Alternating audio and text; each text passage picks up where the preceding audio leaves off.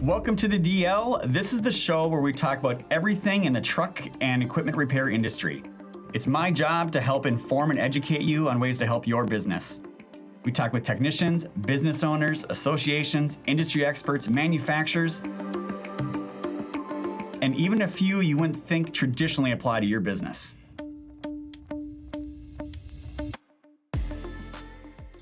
Welcome everyone to another episode of the DL. This is another in studio where I actually have two of our subject matter experts with us today. So if you thought I knew anything about trucks, I don't. These two guys really do. So again, welcome to the DL. I love doing these types of things. I love the behind the scene things that we can do where we can get some of our employees in front of the camera. So first of all, you've been on the camera plenty. Right? A little bit.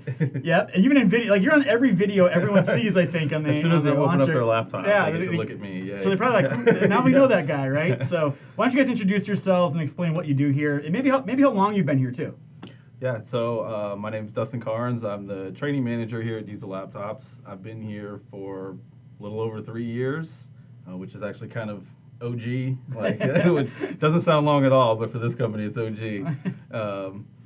But yeah, I was a diesel technician for a lot of years. I worked with this guy right here for right alongside of him for a long time at Carolina International. We always go by building with the originals, right? Right, so what yeah. building number were you in here?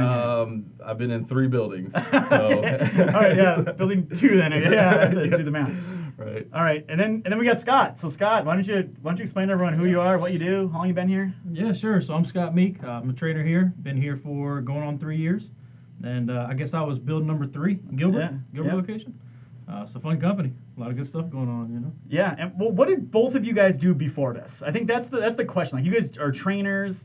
I mean, what you did before, Scott, you Dustin, especially you. Like, you're a training manager and building training curriculum and course all over. But what did you do before this?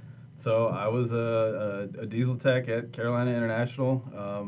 Worked on mostly electrical, aftertreatment, diagnostics, same thing. Right alongside of him, we saw at a dealership, we saw the worst problems, the worst electrical stuff, the stuff that a lot of the other shops couldn't fix always gets sent to us. So and the newest stuff too, right? There, yeah. Oh right? Yeah, brand new, straight off the line, like causing issues. Scott, what's your previous experience to this? So I had a little bit different start than Dustin did. Dustin had some college education and worked at an automotive shop before Carolina International. Oh, so he's one of these educated guys. He's one of the educated guys. So I started in 2003, and I started as an apprentice. And I started out cleaning mop buckets and cleaning parts and kind of worked my way up to, rear ends, drivetrains. Did you go to formal school at all? I went to a 1-year program through Greenville Technical College. Okay. And basically how it worked was it was actually 6 months of school. It was a year program, but you spent 6 months in school. You spent 6 months in the field with I think it was 3-month blocks. So just curious, of all the professions in all of the world, why diesel tech? Oh, that's a story. So I can nutshell it pretty quick. Okay. Wasn't very good at school. Didn't really care for school too much, to be honest with you. Dad pretty much told me, he was a farmer, grew up, said, I want you to have a good life. Whatever you want to do in this life, I'll cover it. You go to college, you want to be a pharmacist, I'll cover it. Nope, not for me, right? Yeah. So C&D student, and then took auto class. My instructor was Mr. Jowers, and I competed in a competition against other high schoolers, and I won. And he said, you need to be a technician. And I said, that sounds good. And he said, you need to do diesel because that's where the money's at. And I said, let's do it. Well, and that's where... The bigger the truck, the bigger the pay, right? That's what they say. I don't know if it's true or not. Seems to work. Yeah. So, Dustin, how did you become a diesel tech? What was that path? So, like Scott said, I was actually, went to USC here for electrical engineering. I was always messing with electronics and pulling stuff apart. So I always knew that was something I would be into. So I started in school. It was doing okay, and then I started working at Pep Boys actually for automotive, and started doing really well at Pep Boys. And one of the guys that I worked with actually worked at CIT, and he was like, "Hey Dustin, come make some real money over here in the diesel." And I was like, I mean, I'll try it out, nuts and bolts and 12 volts, right? So I started working the diesel, and it worked out pretty well. I mean, we all worked at the same company before this, and I wasn't in the same building as you guys. I was kind of across, but I'd walk through there all the time. Right, so my heart's always been in repair, right? So, you saw a lot of technicians come through that shop the time you guys were there. Yeah. Right? And I'm assuming you got. What did you notice about younger ones coming up? Were they getting great educations? Did they need 2-year degrees? Were they really open and easy to work with and learn? I hate to say this, but if I can say one word about the younger generation that we saw was just lazy. I hate to say that, but I mean, they came in and just kind of, hey, I heard I can make some money here, and I'm just here to try it out and see how it works. And you didn't see a lot of drive. Maybe 1 out of 10 guys would show up into the shop, and you could tell he or her, or we're going to make a tech. We're going to make a tech. The dealership was a little bit different. It's not changing oil and tires. It's, especially at an OEM dealership, it's like you said earlier. This is the hard. Right. Yeah. But at dealerships, you have one distinct advantage. You have access to OEM tools, OEM repair information. You usually don't work on stuff outside your OEM that much, unless you're a really progressive dealer. Mm-hmm. And then you had access to training. Yeah. Right? So then you translate that now into the world we have today, where you have, for every one truck dealership, there's 10 independents, right? So there's 40,000 independent shops. You got your mobile maintenance guys. And now you guys are actually helping to train those people. Right. So the question I've always have is like, man, if I owned a repair shop, how the heck do I get my guys trained up on electrical, after treatment systems? Electrification of trucks is coming. Like, how do you? As far as I know, there's not a lot of good resources out there for that. There's stuff. It's just really hard to find. I mean, the stuff you can come across on YouTube or whatever, but actual good structured training, there's not really a lot out there. You have to go in and do some real digging to find it. And that was, and even at the dealership, the guys that had access to the online electrical training, the stuff that we had to do, they didn't focus a lot on what the true problems the technicians had. So let's demystify a dealership a little bit. Scott, I'd love to hear your opinion. Say you have a dealership, in your experience, 20 technicians. Mm-hmm. How many in there are proficient at using a multimeter? Okay, so that's a tough one. So in your average dealership with 20 technicians proficient with a multimeter, I'd say maybe 3 to 4. Maybe. Yeah. But maybe 25%. This is like the creme of the creme dealership. Yeah, I mean, that's the part I think surprises people is like, oh, I brought it to the dealer. They know what they're doing there. I'm like, right. I was a service manager. I've been in enough dealerships.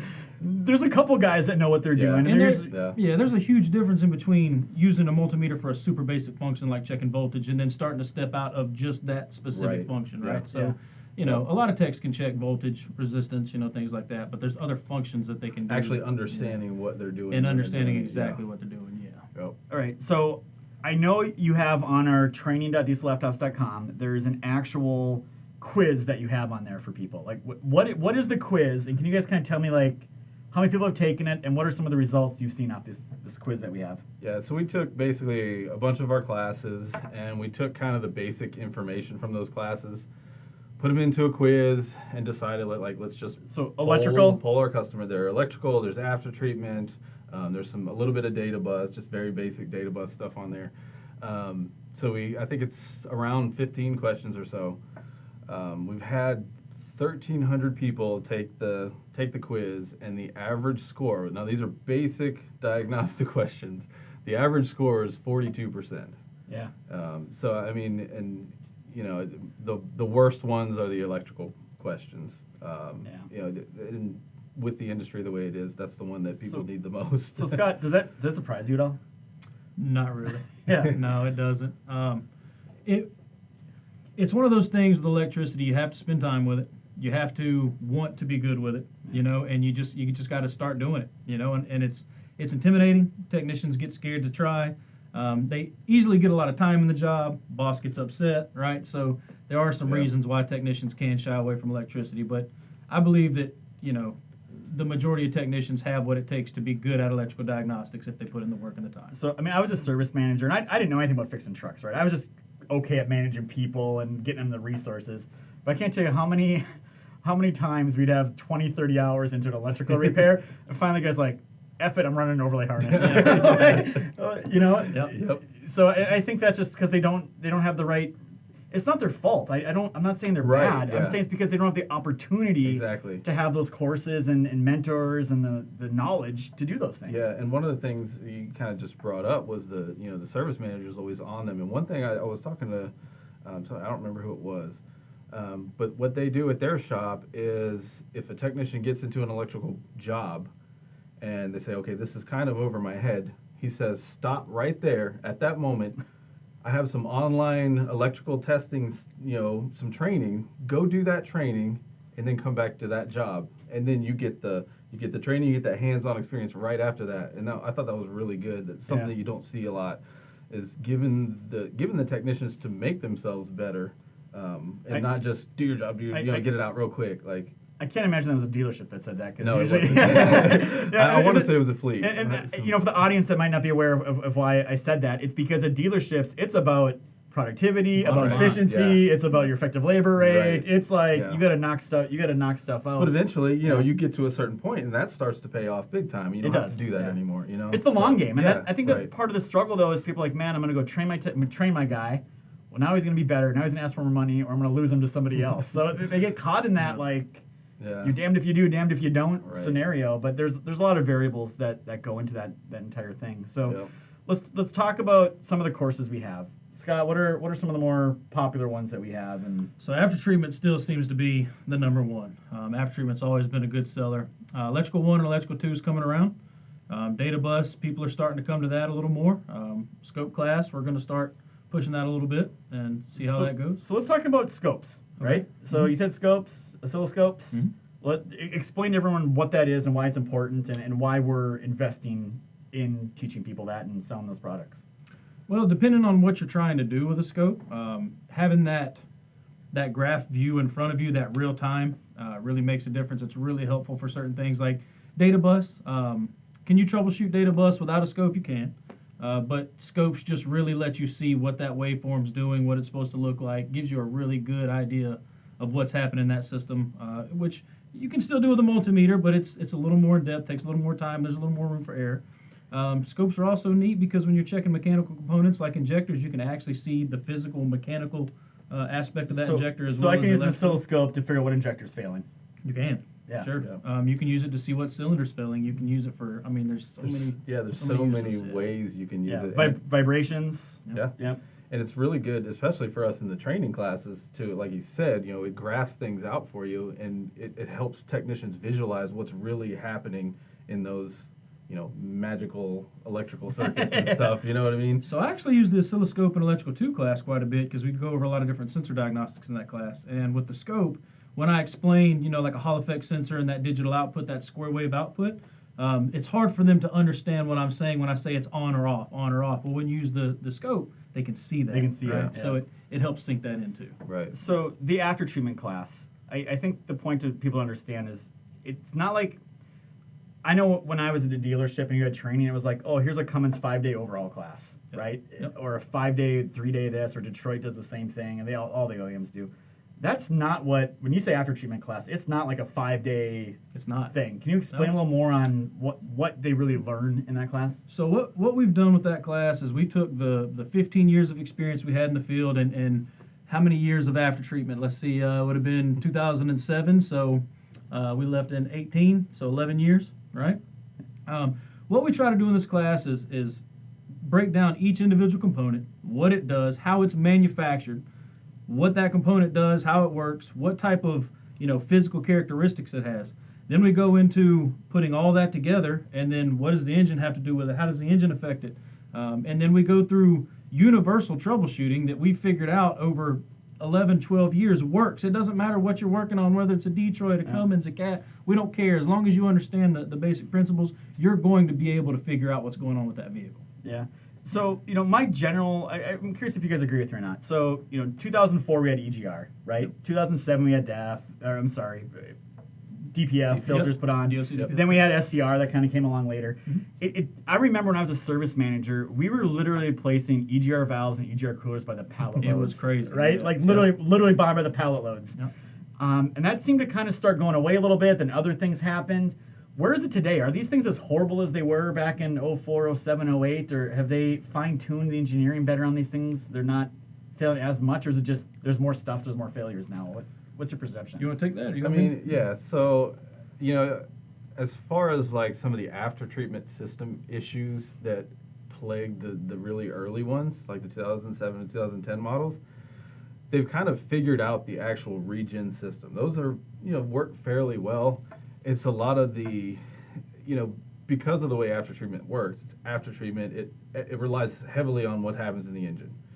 And no matter what happens, like there's always going to be some types of engine problems or some types of, whatever the case it is, depending on the engine.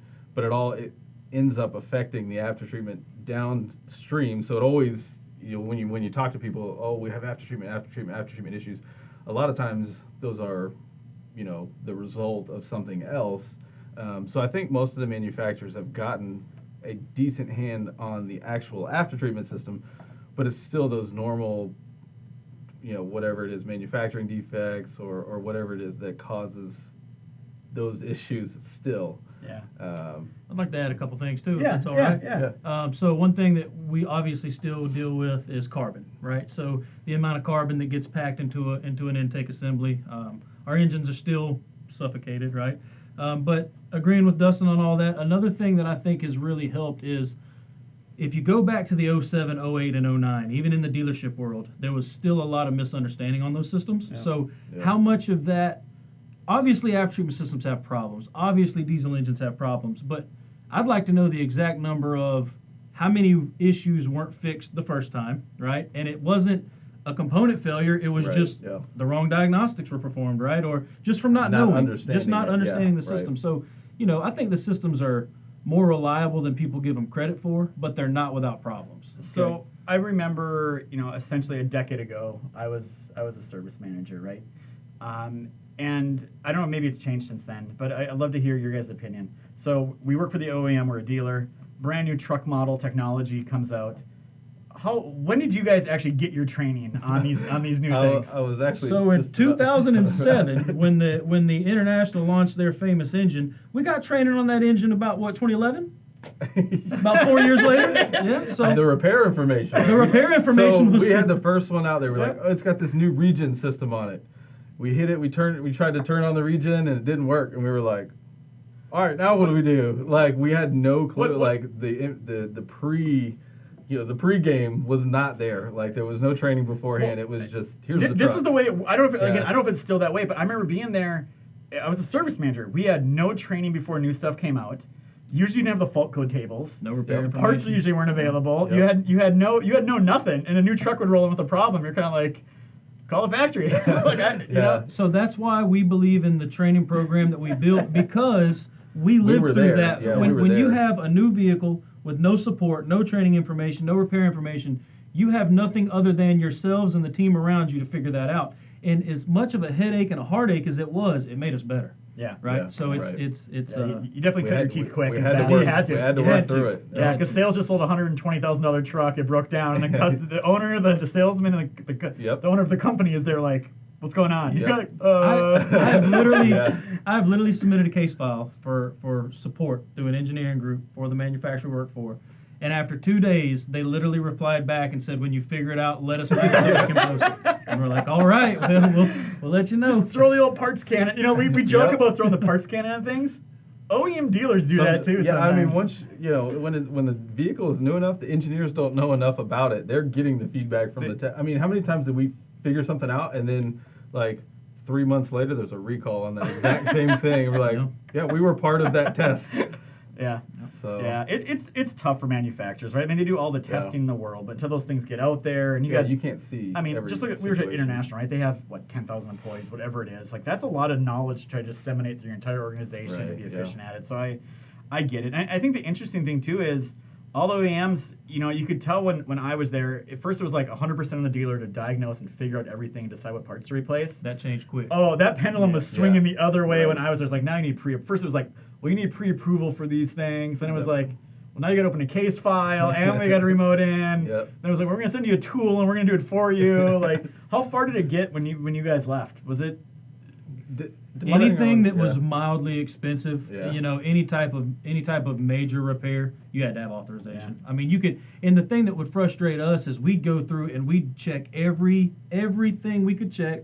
We'd cross every T, dot every I. We'd submit the case file, and they'd still say, oh, well, go check this, this, and this. Yeah. And we're like, did you read 3 lines above? They would fight you tooth and nail. I mean, and you understand too, because we saw a lot of technicians that were just shotgunning parts, throwing stuff on there. I mean, how many high pressure pumps did they get back that were still good? Yeah. So I mean, I get where they're coming from too, but so like we're working with a component supplier. They make turbos, and they straight up said like we get a lot of turbos back that are finally under warranty, and they're perfectly fine. Yeah. They go, the problem we have is we sold it to say Detroit. Detroit put in a truck. Like we're not involved. They're not involved in that process anywhere. They're just kind of getting a bill back, like you owe us warranty money, and they're kind of like, what do we do? So I think where all that's leading to, what I'm trying to say is, where I see the interesting movement to is people getting data off the vehicle in the cloud and being able to diagnose these things before they have problems or as they're in real time. Right. Yeah. So I think that's really going to change. What I keep telling people is that the paradigm of truck breaks, someone diagnoses it, someone orders parts, someone fixes it, someone validates the repair. That's the typical process today. In my mind, that process is changing to my truck's sending me data that something's about to break or has broke.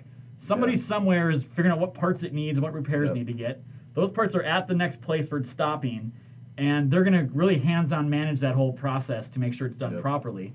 And I get why OEMs are doing it, because they don't have a lot of confidence in the dealer organization to handle it. To handle all this stuff, especially for warranty. Yeah. I mean, they were doing some of that with certain codes for the MaxForce 13s with the EGR codes. They would automatically say, okay, here's the parts in stock, like put this as soon as you get the truck, here, put this on it, like you're done. Well, and I know our training classes, you guys have started to do some things beyond just commercial truck. So I know we got, at least I remember buying a nice expensive hydraulic training board. So we still have it. Yeah. Where is it? It's in Dallas, actually. Okay. Well, let's talk about Dallas. People might not know about Dallas, so tell them about Dallas. Yeah. So November of last year, we opened up our Dallas training facility. We're running, bi-monthly, 2 weeks out of the month. We're running training classes through there. It's been doing really well. So we found a full-time instructor, brought him in, trained him up. Yep. So Daniel Martinez is our instructor down there. He used to work for Snap-on and Volvo Mac. He was a Volvo Mac trainer for a while. It's well, and I don't know how much they've told you, but it sounds like now we're going to put a sales office in that same building as well. So it's about to get busy down there in Dallas. So I'm all excited about that. You mentioned CAN bus a little bit before too, Scott. Just can you explain to everyone when you say CAN bus, what is that? So just how modules communicate with each other. It's basically essentially 2 wires.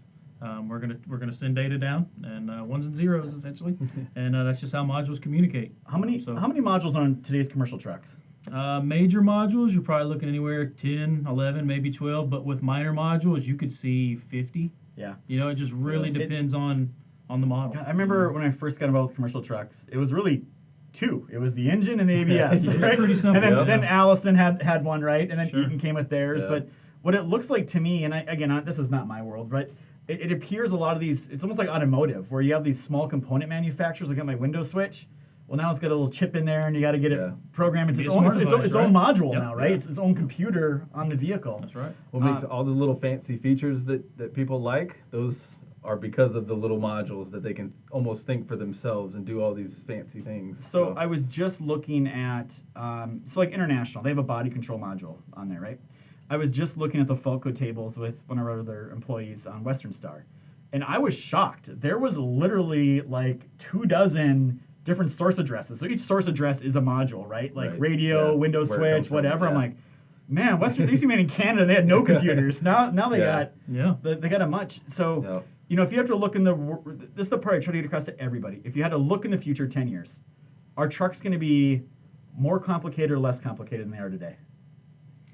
So the beautiful part, or what I would hope, would be they would be not as complicated, right? But it's not going that direction. I mean, it's going to get more complicated. If you just look at automotive, I mean, you see all the stuff they're putting on them nowadays. Especially with EV right around the corner, and it's going to get worse. So how often do you get students in asking about EV stuff? Does that come up at all, or is it not really coming up much? It's mostly brought up more of jokes than actual questions. How you going to get a Class 8 tractor to go from coast to coast? On a charge. Well, you're not, but it's just stuff like that. Yeah. What's your thoughts on them? You guys are both diesel guys. We're diesel laptops, right? Like what? I'm the wrong guy to talk to about it because I live in 2 worlds. family's farmers, came from a farming family, but I enjoy electricity. I think electric vehicles are neat. I think the idea is awesome. I've talked about like the new Ford Lightning and the Cybertruck. And you rode in a Tesla. I rode in a Tesla. Yeah, what did you think of it? You rode in one. What did you think? I rode in a Tesla P85D with the Ludicrous package, and I thought it was super awesome. I thought it was really neat. When it was glued to the chair. When they accelerate hard. You're thrown back to the seat, and you don't hear anything. Yeah. Right. So, but I'm also torn because I like dirty diesel engines. So, they made my career. I feel the same way because I'm like, man, if like literally the reason diesel laptops exist is because of diesel engines, right? Right. Yeah. And this whole thing. What's your opinion? I know you're more of a Ford guy. I was more into electrical stuff like my whole life, so I think it's really cool. And I mean that's kind of the good thing for our training department at least is that's kind of our backbone is the electrical stuff. So it's not going to take much for us to pivot and people. I get that question all the time, right? Like, are you guys worried about electrification because you're diesel laptops? I'm like, I'll tell you what, man. They're still going to be. They're going to be electrical. They're still going to break down. You got robots driving trucks not far in the future either. Yeah, that means there's going to be a ton more sensors on these things. Yep. Like, oh yeah. That's why it doesn't end, right? Yeah. And that's just the next step, and things keep going on. And might have to look at the name a little bit. Yeah, that's the joke, right? We're diesel laptops, and now we're doing, hey, great interlude to not diesel laptops. We got mobile devices, electrification. John Gilly from Truck Tractor Trailers like, dude, buy evlaptops.com, which maybe I need to go buy evlaptops.com, but maybe it's EV mobile devices. I was going to say another thing that I'm interested in seeing is that two-stroke diesel that they've been working on. Yeah, that's right. It's supposed to be super efficient right out the gate. It's an opposed piston engine. Supposed to make really good power, super efficient, and supposed to have very, very low particulate matter and NOx output. So we may be seeing something neat like that happen. I think people need to realize diesel's going to be around for a long time. It's not going to be. Yeah, you have off-highway equipment, generate. I mean, there's so much stuff that's out there. So, since I brought it up, the whole diesel decoder, so... have you been involved much in this one, Not Scott? too much. You haven't been involved? Aside from the ones you just leave laying around, and I can find Tyler by the it's like my soda cans, right? Like I just leave them laying around all the time. Like, where'd my soda go? Like, I can go grab another one. Just go get another one. Yeah, exactly. Like, there's a pallet of them down there, right? So, no, I'm super excited about this. I mean, we worked literally for 2 years on this. So to have a device that pairs with that computer in your pocket, everyone's got one, Android and iOS, you literally can go in 3 minutes from connection to repair information for your fault codes. That's hard to do on our $10,000 diagnostic tools that we have. Sure. And I just see this kind of going like trucks. The technology keeps changing. I don't think the world of having big laptops with diagnostic software is where we are in 10 years. I think it's tablets and mobile devices and integration into the actual vehicles and equipment themselves. Yep. So it's just a constant turning world. And here's the irony. I don't know if you guys even know this yet. So, we made these. Dorman distributes them. We got a great relationship with them. They came last week, and they go, Tyler, we need to talk about something. I'm like, great, what? He's like, we need to talk about the price. I'm like, oh man, like they're $260. I'm like, is it too expensive? Like, they want to raise it, don't they? He did. He goes, the pushback we're getting is too cheap. I'm like, oh, so we got to raise the price. He's like, yeah, we're thinking, $350 to $400. So I'm like, oh. So he's like, yeah, they're selling, but he goes, there's actually perception that it's not that good of a tool because it does it. We show people, and they're like, the price isn't matching what it does. Right, so, they're $260 now. It sounds like they're going to $350. So people are listening to the podcast, interested in buying one. Yeah, get them now before the price goes up. So I have to do whatever Dorman wants the price at. So I'm super excited about that. I think, and the reason I'm excited about that is I'm on so many of those Facebook groups where you see, and you guys are on them too. You're showing me some video before this, right? Like, people are like, I got this code. What do I do? You're just and there's 100 posts a day like that. Yep. Someone's at the dealership. Or they're using the wrong tools and they can't get the right codes out of it. I get this SP and FMI. You're like, well, that's because that's a pack card. They use P codes, and you're using some generic. I can almost tell when I'm going to see Tyler at the bottom going, "Hey, you're using the wrong tool." I'm like, "Yep, Tyler's." You guys never. I know you don't use Facebook, right? I don't. You never comment though, and I'm like, I'm gonna start tagging Dustin Carnes on every single one. Like, Dustin, help this guy. I'm like, Tyler's gonna handle that. Tyler, get it. I just start taking screenshots now of like the mobile app. I'm like, you need this. Like, get this, and you can one click for repair information. But people need help everywhere. That's why we exist. You guys are doing your thing on the training side. I'm excited about Dallas. Love the courses we do here. It's awesome when I walk in and I see people here, and I can tell when it's a service day, a training class going on, because there's like a service truck row that gets parked out there of all the guys showing up. So it's really cool. I'm really excited to see where we go. Hopefully we get into another city this year as well. I think you got it narrowed down to 3. Yep, I'm looking at Chicago, Philadelphia, and Atlanta right now. So. Well, I know the HR guy said, no way in heck are we going to Illinois, but apparently like right outside. Yeah. We're gonna try. See what we can do. So. We'll see how it goes. So, well, guys, I really appreciate your time and everything. The website, training.diesellaptops.com. Are you guys on LinkedIn at all, or email? Yeah. How do they? Yeah. So, Dustin Carnes on LinkedIn. I'm on Facebook, LinkedIn. You should be able to find me somewhere. Yeah. Heck, open the laptop up and see his face. Yeah. Right. Yeah. So call in and ask for me, whatever. Yeah. Well.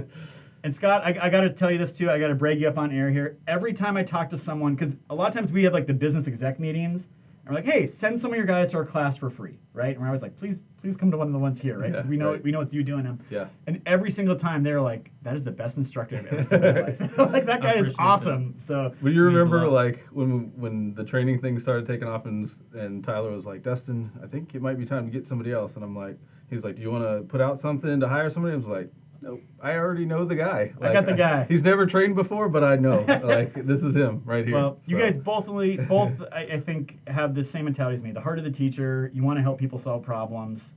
And all we can do is bring them to the water, right? Can't make them drink, but it's there. Yep. If they want to take that quiz, how do they find it on the website? It's right on the very first page of the website. So you training.diesellaptops.com, scroll down a little bit, and it's right there on the main page. So if they do more than 42%, they're above average? Yep. Over 42%. What's a passing grade?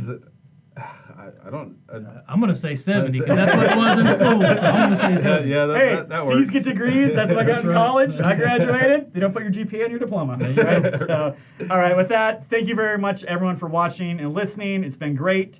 Check out training.diesellaptops.com. Hopefully we see it in one of those classes. Remember, you cannot have diagnostics done right unless you have some training. Thank you for watching and listening.